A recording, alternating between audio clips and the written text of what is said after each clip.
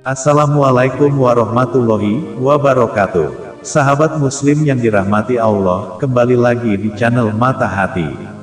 Kali ini saya akan menyampaikan sejarah dan kisah wali sakti dari tanah Sunda, yaitu Kiai Haji Ahmad Sohibul Wafa Tajul Arifin, atau yang sering kita kenal dengan sebutan Aba Anom. Tapi sebelum itu sahabat muslim dimohon, klik tombol like dan subscribe, agar channel Mata Hati bisa berkembang. Terima kasih. Tokoh wali ini lebih dikenal dengan nama Aba Anom. Dalam bahasa Sunda, Aba Anom berarti Kiai Muda. Nama aslinya ialah Kiai Haji Ahmad Sohibul Wafa Tajul Arifin. Ia lahir pada tanggal 1 Januari tahun 1915 di Kampung Suryalaya, Tasikmalaya, Jawa Barat. Ia adalah putra dari Syekh Abdullah Mubarak bin Nur Muhammad, Aba Sepuh, pendiri pesantren Suryalaya, dan ibu yang bernama Hajah Juhriyah. Aba Anom mengawali pendidikan dari ayahnya sendiri, Aba Sepuh, yang mengajarinya dasar-dasar ilmu agama. Pendidikan formalnya ditempuh saat ia berusia 8 tahun dengan bersekolah di sekolah dasar di Ciamis. Lalu, ia melanjutkan pendidikannya dengan masuk sekolah tingkat menengah di Ciawi, Tasikmalaya. Sejak tahun 1930, ia nyantri ke beberapa pesantren di Jawa Barat, karena orang tuanya berkeinginan agar Aba Anom kelak dapat menggantikan posisi ayahnya sebagai pengasuh pesantren Suryalaya. Semula Aba Anom nyantri di sebuah pesantren di Cicariang, Cianjur, kemudian pindah ke pesantren Jambutwipa Cianjur, selama lebih dari 2 tahun. Ia lalu pindah ke pesantren Gentur Cianjur yang saat itu diasuh oleh Ajengan Syatibi. 2 tahun kemudian, tepatnya sejak tahun 1935 sampai 1937, ia melanjutkan pendidikan di pesantren Cirengas Cimelati, Sukabumi, yang saat itu diasuh oleh Ajengan Aceng Mumu, seorang ahli hikmah dan ilmu silat. Di pesantren terakhir inilah ia mulai mematangkan keilmuannya, tidak hanya di bidang keilmuan Islam, tetapi juga dalam ilmu bela diri dan lain-lain. Berbekal keilmuannya, Aba Anom memberanikan diri menikahi gadis bernama Siti Ruyana, pada usia 23 tahun. Tak lama kemudian, tepatnya pada tahun 1938, ia berangkat ke Tanah Suci Makkah, untuk menunaikan ibadah haji sekaligus menuntut ilmu.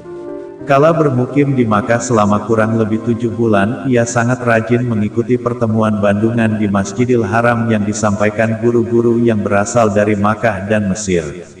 Ia juga aktif mengunjungi Ribat Naksabandi di Jabal Gubaisi, untuk muzakarah atau ngaji kitab tasawuf, karya Syekh Abdul Qadir Al-Jailani, yakni kitab Sir Al-Asrar, dan Ganiyat at-Talibin, kepada Syekh Romli, seorang ulama dari Garut. Sepulang dari Makkah, Aba Anom ikut serta memimpin pesantren Suryalaya mendampingi ayahnya. Namun, karena tahun 1939 sampai 1945 merupakan masa-masa menjelang kemerdekaan, ia lebih aktif sebagai pejuang yang turut menjaga keamanan dan ketertiban NKRI. Ketika terjadi gerakan Darul Islam DITII di Jawa Barat, ia memutuskan segera bergabung dengan TNI untuk melawan gerakan tersebut. Dengan demikian, pada masa akhir sampai awal kemerdekaan, ia sangat berkontribusi dalam menjaga kedaulatan NKRI, baik dari penjajahan bangsa asing maupun dari gerakan makar saudara sebangsa sendiri. Aba Anom memimpin pesantren Suryalaya secara penuh ketika ayahnya, Aba Sepuh, wafat pada tahun 1956. Ketika itu, DITII terus bergerak aktif melakukan perlawanan menentang pemerintahan Indonesia di bawah Presiden Soekarno. Tidak kurang dari 38 kali pesantren Suryalaya mendapat teror dari DITII, terhitung sejak tahun 1950 sampai 1960. Untuk menghadapi teror dan serangan DITII, Aba Anom selaku pemimpin pesantren Suryalaya selalu menginstruksikan kepada para santri dan pengikutnya untuk memberikan perlawanan secara gigih. Atas kontribusinya tersebut, ia memperoleh penghargaan dari pemerintah RI. Aba Anom juga adalah seorang kiai yang dikenal memiliki karamah berupa kesaktian. Konon, ada banyak kisah yang tersebar mengenai karamah Aba Anom, seperti yang dituliskan di buku-buku latar belakang dan perkembangan pesantren Suryalaya. Di antaranya, kisah seorang kapten sakti yang ingin menjajal ilmu kesaktian Aba Anom berikut. Alkisah, pada suatu hari, seorang kapten yang sakti dan beberapa anak buahnya datang berkunjung ke pesantren Suryalaya. Kapten itu membawa sebuah batu kali sebesar kepalan tangan di kantongnya. Batu itu lantas dikeluarkan dan diletakkan di tangannya. Dengan sekali pukul, sang kapten berhasil membelah batu tersebut menjadi dua. Setelah unjuk kebolehan, kapten itu dengan sombong menyerahkan batu kalinya pada Aba Anom agar si tuan rumah mempertontonkan kemampuannya. Aba Anom hanya tersenyum seraya menerima batu kali dari tangan si kapten. Batu kali itu segera diremasnya. Secara ajaib, batu kali berubah bentuk menjadi tepung yang halus. Si kapten terbelalak, seolah tidak percaya dengan kesaktian yang dipertontonkan oleh Aba Anom. Bila si kapten hanya mampu membelah batu kali menjadi dua, Aba Anom justru membuatnya menjadi seperti tepung. Beberapa saat kemudian, Aba Anom meminta segelas air yang di dalamnya terdapat seekor ikan kepada salah seorang santrinya. Gelas air berisi ikan itu kemudian diberikan kepada si kapten. Dengan sikap yang masih sombong, si kapten segera bergaya seperti orang yang memancing.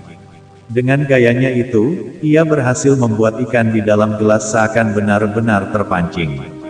Si kapten pun kembali menyombongkan kemampuannya di hadapan Aba Anom. Giliran Aba Anom yang unjuk kebolehan. Ia kemudian memberikan isyarat jari telunjuk, tiba-tiba ikan dalam gelas itu berpindah ke hadapannya. Ikan itu seolah terkait dengan pancingan telunjuknya. Tidak sampai di situ, Aba Anom kembali memperlihatkan kesaktiannya yang lain. Ia memberikan isyarat tangan yang seolah-olah memegang ketapil. Ia lalu mengarahkan tangannya ke langit untuk membidik sesuatu. Dengan sekali bidik, seekor burung tiba-tiba jatuh di hadapannya. Melihat kesaktian Aba Anom tersebut, si kapten hanya bisa takjub. Ia seolah tidak percaya dengan peristiwa yang baru saja terjadi. Si kapten yang sakti nan sombong itu kemudian bersujud di hadapan Aba Anom, seraya meletakkan lututnya pada lutut Aba Anom. Ia mengaku kalah dan segera meminta maaf akan kesombongannya. Selain itu, ia juga minta ditalkinkan untuk menganut dan mengamalkan tarekat yang dipimpin oleh Aba Anom. Sejak itulah, ia menjadi pengikut ajaran Aba Anom. Aba Anom wafat pada tanggal 5 September tahun 2011. Ia dikenal sebagai wali yang istimewa. Keistimewaannya tentu tidak sekadar karena karamahnya, tetapi lebih-lebih karena ia adalah seorang ulama yang ahli ibadah, zikir, dan berilmu luas. Dengan kapasitasnya ini pantas bila ia begitu disegani oleh kalangan ulama di tanah air. Wallahu a'lam bishawab.